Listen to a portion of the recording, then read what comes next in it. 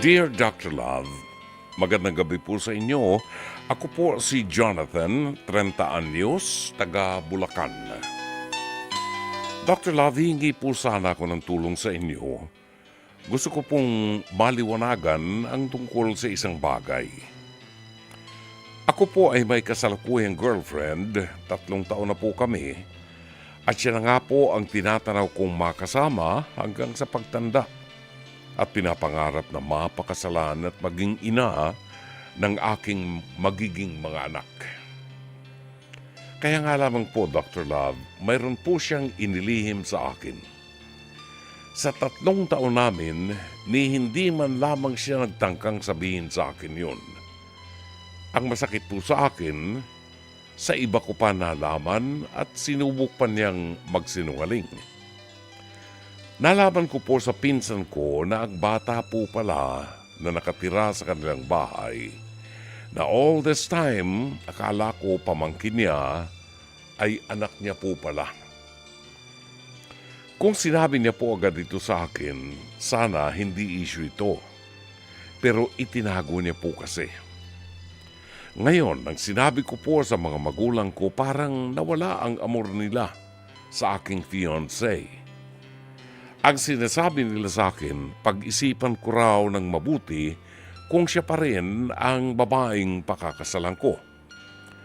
Ang sabi po kasi ng mga magulang ko, package na raw po sila. Kapag pumatal daw ako sa single mom, automatic 2 responsibilidad ang bubuhayin ko. Hindi naman daw po pwede na hindi ko akuin ng bata kung bubuo kami ng pamilya. Dr. Love, naisip ko lang, kung maaga pa lang na sinabi niya na baka siguro mas maayos na na-introduce sa akin at sa mga magulang ko, baka po ngayon napamahal na kami sa bata. Hindi po ba? Isa pa, ang hindi ko maintindihan, ano ang naging dahilan niya para itago sa akin? Natatakot na mahusgahan o hindi ko matanggap? Hindi man lang niya naisip na hindi habang buhay na maitatago niya sa akin ang bagay na ito. Ngayon, Dr. Love, nung kinausap ko siya, ang sabi nilang sa akin, wala raw po talaga siyang balak sabihin. Nakausap niya naman na raw po ang kanyang mga magulang na kung sakaling matuloy ang mga plano namin sa pagbuo ng pamilya, iiwan na raw po ang mga anak niya sa mga magulang niya. Pumayag na raw po ang mga ito. Kaya lang na-turn off ako ng kaunti, Dr. Love.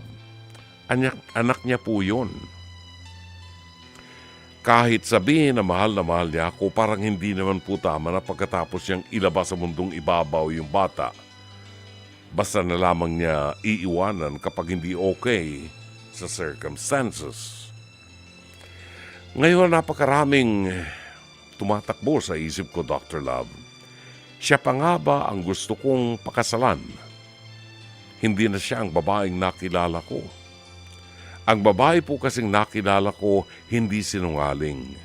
Laging transparent sa lahat ng bagay.